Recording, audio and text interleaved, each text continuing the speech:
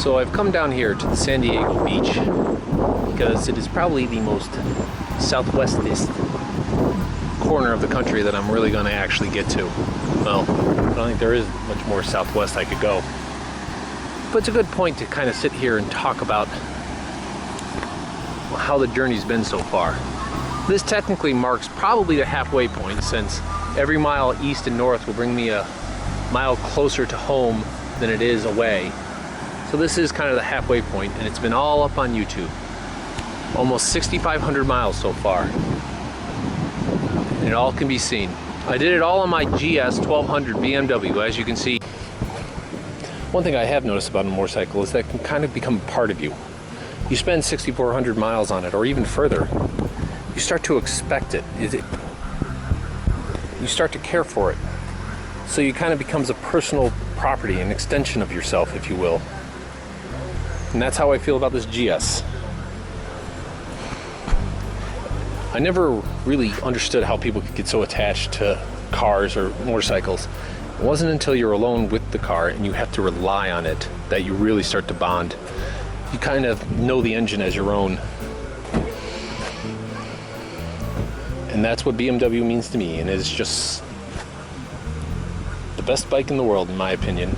I wouldn't even trade it in for a brand new model right now. But that aside.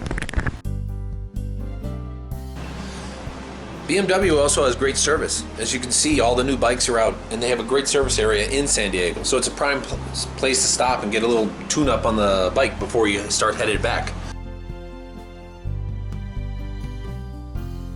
The trip's been incredible.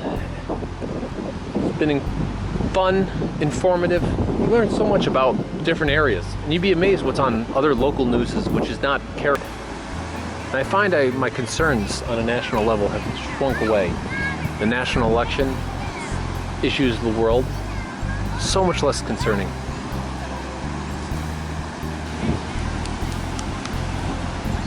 I only wish more people would be able to do this. I think by sharing this, I hope that more people get inspired to do. Who cares about that? In a lot of ways, I think you learn more on these trips than you do sitting in a classroom. Reading a book, watching pictures, even watching videos, you only take in so much. It's actually being there, breathing the land, and talking to people do you actually take the next step and truly understand. You can never really know the country if you just look at it on the map. You have to actually go there and experience it. And I can't wait to see more. So this is Zach, signing off on my return trip.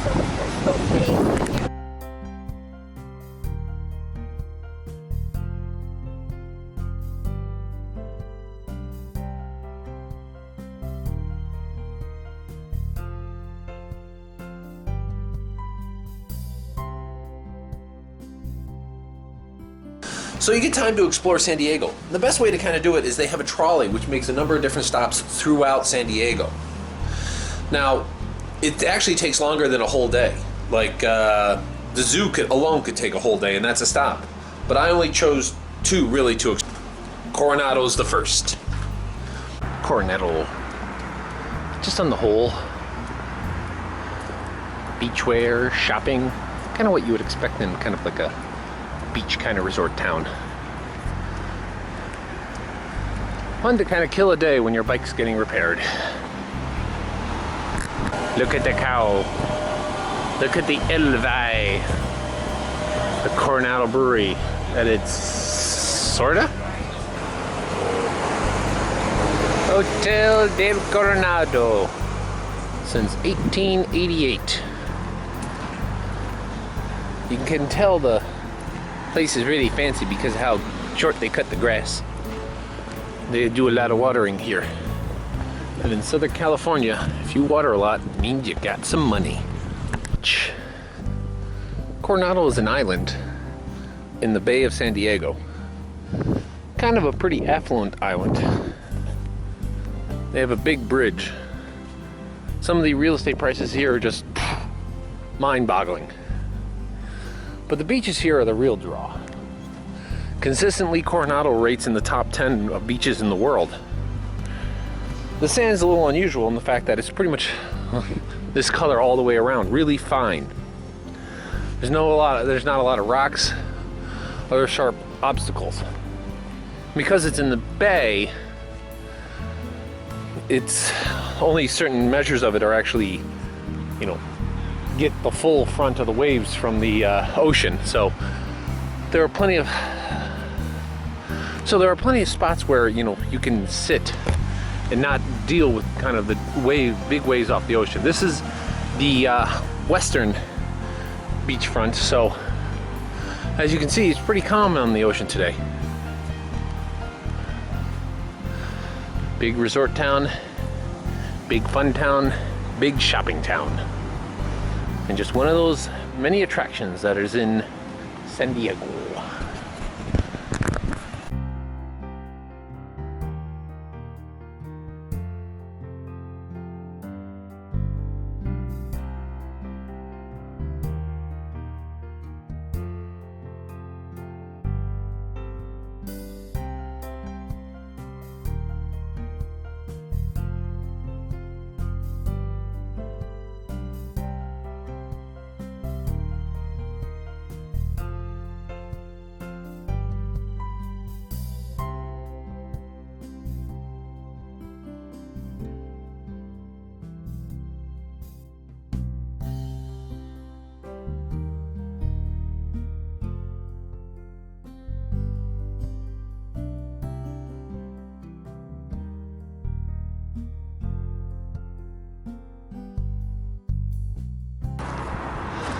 If you're wondering where I am right now, this is Old Town San Diego. The oldest part of San Diego, the first city part anyway. Basically, the part that was founded back in 1850 when California became a state. They've kind of kept it in the kind of same condition it was, as kind of more of a park than anything else. More of a tourist destination where you can buy all the touristy stuff that goes along with an old town.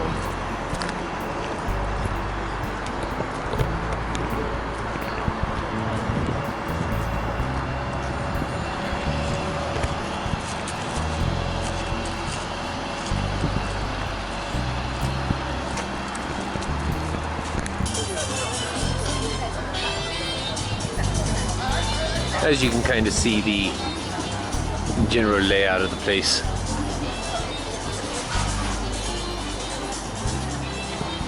Hi, Helga.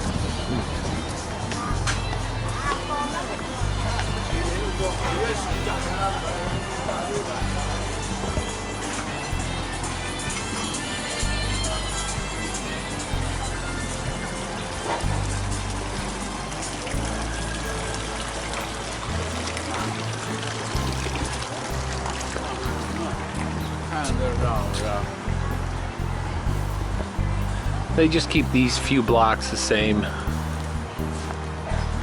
kind of with a retro feel. Obviously, the shopkeepers are all dressed up selling modern trinkets, but the architecture and a lot of the stuff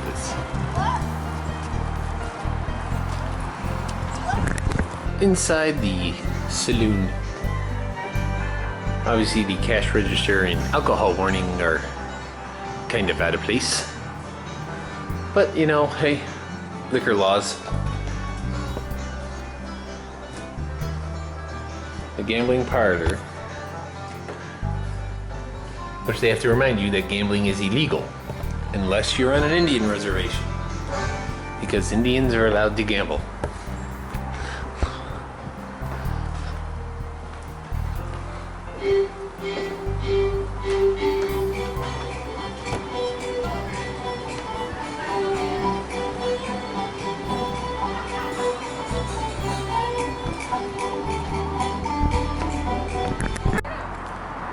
Cosmopolitan Hotel.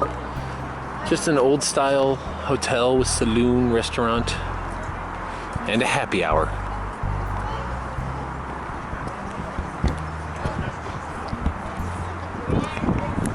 In the Old Town area, there are a number. They're about a half mile away, like a 10-15 minute walk. And as you can see, the sky's cleared up since I was in Coronado.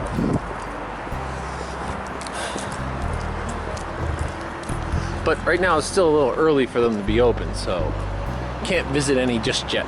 But since I'm seeing all of San Diego, there will be time later today to visit another one.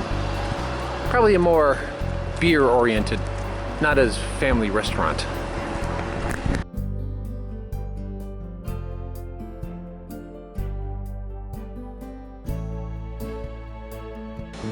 Coming into the harbor, you can see there, 2 aircraft carriers are in. I don't know whether they're getting serviced or what, and I forget their names, but you can see them. The real draw is they have the Midway. Obviously, the thing that San Diego is known most for is their bay and their naval bases. And you can see here they have the largest aircraft carrier museum, the USS Midway. It's a diesel power, unlike the larger nuclear ones, which you can kind of see one in the background. I have no idea which that one is, but there are 2 in harbor. Midway is obviously named after the Battle of Midway from World War II, which is actually a very misunderstood, kind of fascinating kind of tale. First, Midway Island, the battle for Midway Island, is not really many people know that about that story, and it's fascinating. I encourage anyone to read how the island was taken by the Japanese, because it's kind of interesting. And then, of course, the battle itself, the carrier battle, where the United States kind of got that overwhelming victory, which pretty much signified the defeat of the Japanese Army and Navy in World War II. As you can see, they have a dedicated harbor. They have some 50 some odd miles of shoreline in the bay, so you know there's going to be plenty of harbor town here. Well, you got a little some kind of festival, US Sand something. Enjoying the harbor days.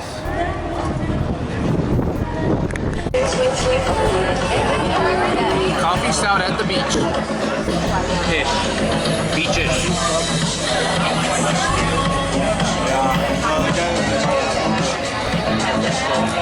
Hard to mock the California lifestyle. Especially in San Diego when it's a nice day like this. So from here, we'll be headed back to see other places. And I hope it is as fun as the first half.